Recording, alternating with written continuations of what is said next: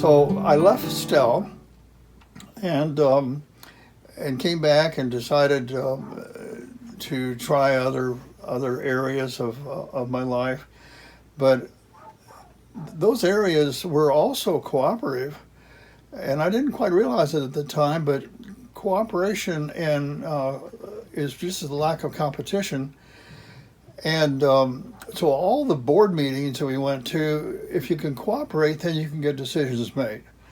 A lot of the politics I was working with, the same thing. I founded KONA, which is a Greater Association of Neighborhoods here in Bloomington. KONA, we had like 3 neighborhood associations when I got here to work on their comprehensive plan. Long range planner was my title. And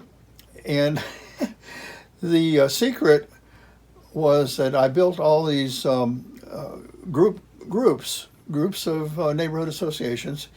We went from 3 to 23. So when we had all the big meetings for the comprehensive plan, maybe 8 stakeholders walked in with pockets full of money and different major interests. The Home Builders Association and lots of different other organizations, even the environmental groups and so forth. Those 8 people sat down at the table, and then my 23 neighborhood leaders would come in. So old Bill, he kind of outnumbered everybody. So maybe he should have been a general in some sort of ancient war. But the point is that that carried the plan emotionally, and it went through with almost no debate, and that's unheard of. Maybe that's why Rickety Bill actually won the best planner in the state. It was a co-winning thing with another wonderful person. About 1,000 planners in the whole state. Was nationally certified. But I got the credit by getting these comprehensive plans to be bought into, including the comprehensive plans in Brown County. Now, nobody does this in Brown County, but I went out a lot of kitchen table meetings, and I had the interests that the people had. I was not real authoritarian and rule-oriented. I wanted to change the rules when they made common sense. So I would look at common sense politics. That might be my slogan in a major campaign that'll never happen. Maybe my hippie days kind of like ruined that. I don't know, but that was my experience that we had at Stell, and eventually I came back and was on all sorts of boards, and usually chaired the boards. I was on the board for Rotary International in Brown County, and also vice president and president-elect for Brown County's Rotary Club for almost 12 years. And if you're a Rotarian or a service club member, like Lions or Kiwanis, Rotary or whatever, the chances of you ever being in prison are almost nothing.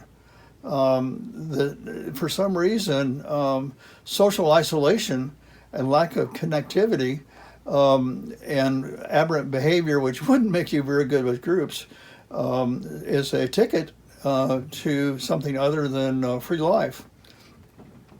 So the social networks, Rotary with his whole attitude of selfless service, was just perfect for me, and I love being on the board. And that was a small group. I was on the board of the Bean Blossom Episcopal Church, taught Sunday school, group of kids, and went to all the board meetings of there. And then I also was on the board of directors for the Center for Simple Living in here in Bloomington. And participated in the Simple Living Fair and gave lectures. I just love to lecture. If anybody listen to me, more than welcome. I must have had a business as a snake oil salesman years ago, like my past life or something, because I really like to influence people what I've learned, I want to share because that's why I learned it. And sharing is a key word here when we're talking about communities. So what else would we do? Well, I went to the Tibetan Center a lot because I was interested in Asian religions and Asian philosophy, and I took Asian studies at IU, took a year of Chinese history and Asian religions, and I was able to teach some Asian religions out of the Tibetan Center. He said, well, how come you're not teaching Buddhism? I taught Buddhism, but not very well compared to everybody else. But anyway, I taught the I Ching, and which is really amazing. The Tao Te Ching, Yin and Yang theory, and Feng Shui. Usually had 25, 30 people, and a very minimal expense. And we just had a great time in these classes. And eventually I started a group out there. Well, Bill started another group, another community of some sort, and I called it the Community of Kindness. When all the monks and lamas found out about what the title was, and they had it translated for them or whatever, they went into their happy dance. So it was, a perfect chance to spread my love of community. And I did go back to Stell for a while, about 3.5 years, a little longer than I expected, because I was in charge of the property, 8.5 acres. And Lord today, I was on the board right away, and helping make decisions and helping the whole thing survive. But we had a lot of co-ops. Now this is an ideal subdivision with curvilinear streets, green space, no fences, pools, and gardens that could be used by everybody after they're managed, and we would take vegetables around everybody. And Bill had to increase that. We had an egg co-op. We'd have about 11 dozen organic eggs every week, and we'd sell those just for cost. They're organic, and even the chicken coop was solarized because they needed extra light at night sometimes when the fall started coming on.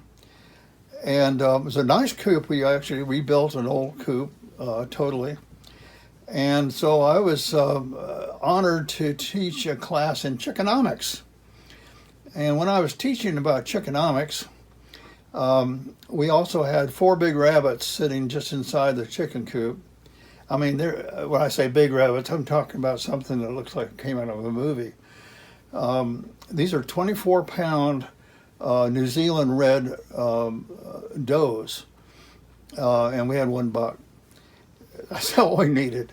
But when I had this class, I was talking all about the chickens, and I said, oh, by the way, we've got rabbits here. And I pulled this rabbit out by its the back of its neck, the fur, and I was so excited about talking to people that I forgot to put my left arm underneath the rabbit's feet. So it started kicking, and it opened up a wound on my left hand that was trying to get to balance. And so I did the next best thing. I put it back in its cage, and I got myself a glove to hide the wound. Well, the glove started turning bright red, and I had to put another glove on so it would cover my accident. I didn't want to limp off in the middle of a discussion. I taught other classes. We taught one on pond management, where we drafted the depth of the pond. We did a test for 164 toxins in the pond. We mapped all the vegetation, and we had these big beaver dens, and we could show the students where the beavers had been chewing on the saplings and then dragging them in their own canals into the pond, and then over to their place of dwelling. Some of the people in Stell decided that the beavers actually were damming up the creek as well, which they'll do, and they've got to do something about those beavers. So in the middle of one afternoon, we got a bunch of people together, and deconstructed the dam they built and let the water through. And that was enough to have them abandon that dam. Otherwise, there might have been a beaver barbecue or something like that. That if we didn't intercede and glorify the fact that beavers often keep the water level in creeks because they build their dams, and then it ponds up a little bit. You need some ponds for fish and other kinds of things. So Stella was very interesting in this time around. And I played a role in all the co-ops, the chicken co-op. We had a tool co-op, so you didn't have to buy anything, but in fact, you didn't have to buy anything. There were a couple of lawnmowers and brush trimmers and electric weed whackers and different kinds of hammers, different kinds of tools. So we had a cool tool co-op. We had a child care co-op.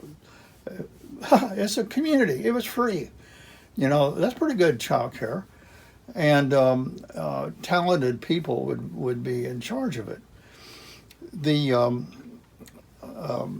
other kinds of co-ops, we had a grain co-op. This was my idea. We stored about 1,100 pounds of grain of different kinds.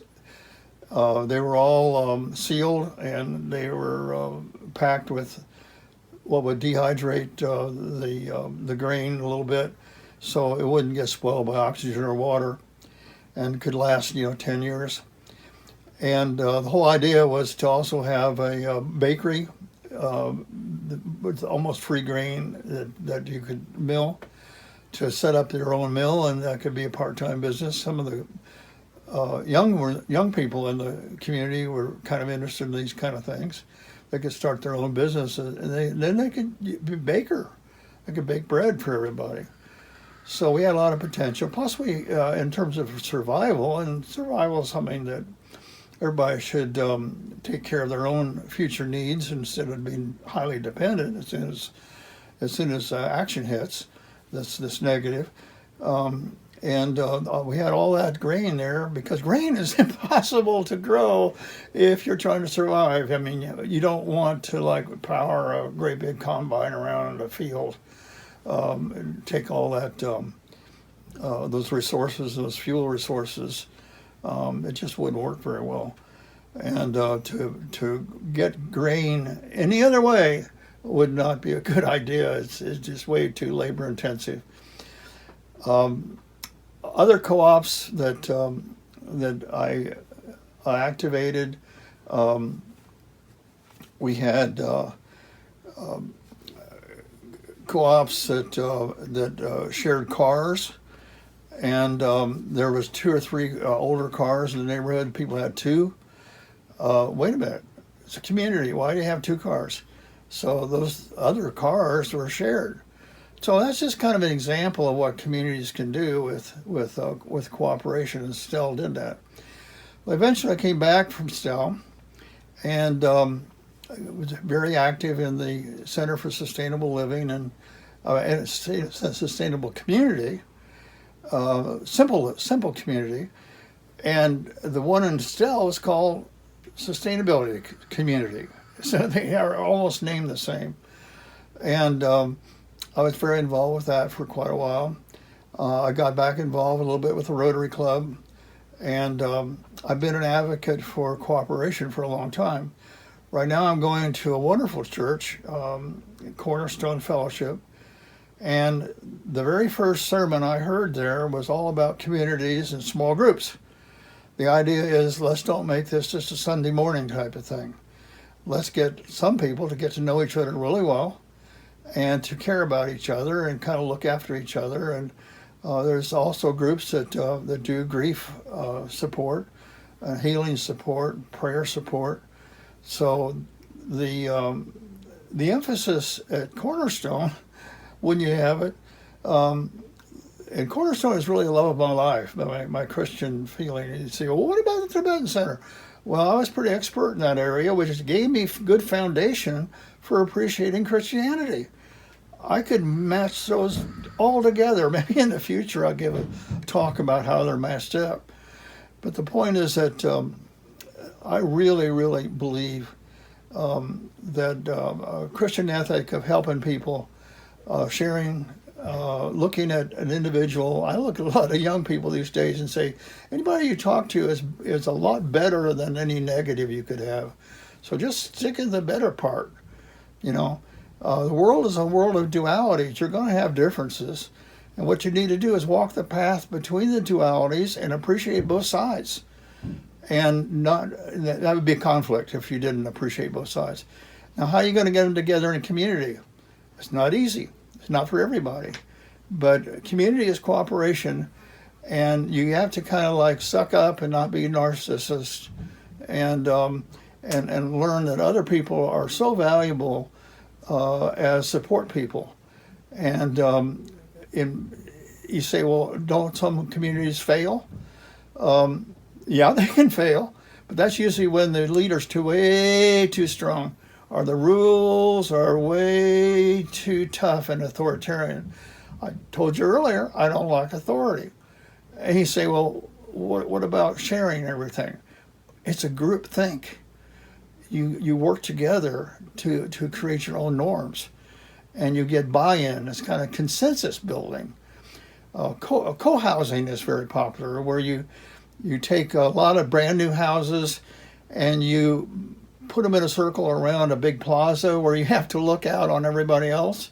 You say, well, why would I want to look out on everybody else? Well, that's a sense of community indirectly.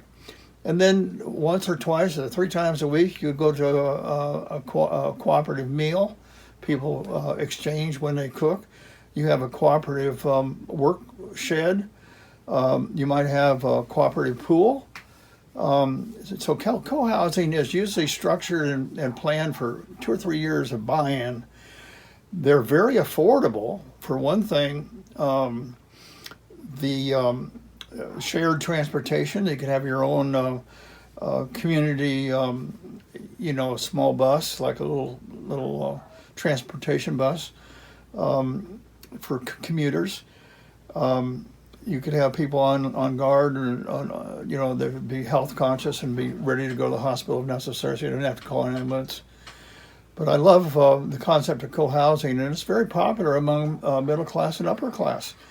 Particularly older people need attention from others in an appropriate way, and we all are impoverished by isolation.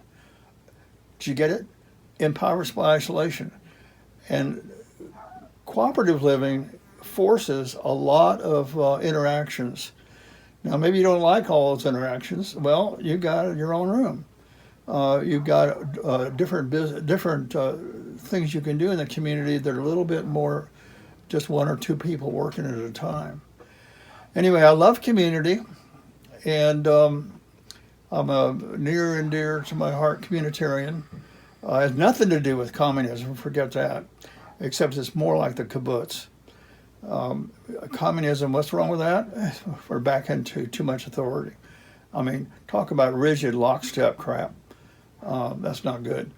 And so let's get off of the trying to label everything a term, because every community is different. Rotary is a community, school board is a community, the local Lions Club is a community of people, the congregation is a community at the church. What about fraternities and sororities, for goodness sake? They're very much like a communal living co-op. And so I believe strongly in this as an option for people. And the more we get doing this and feeling this, the less conflict will walk out our door and look for a fight. And we don't want anybody doing that, walking out their door looking for a fight when we're walking the same direction. We really need to reduce our level of violence. And violence is a trait that is historic, and it's about time we work out other kinds of ways of dealing with our issues. A lot of martial arts actually focuses on this. You don't use violence except for the last case. You save about 1/5 of your energy if you need it. So you will know when you need it. And so you say, well, what about people who are sick? Well, they probably need a lot of friends and some group activities that help out and help them out. So that's really my little talk, or long talk, about communities. And I encourage you to listen to this and to share it. Thank you so much.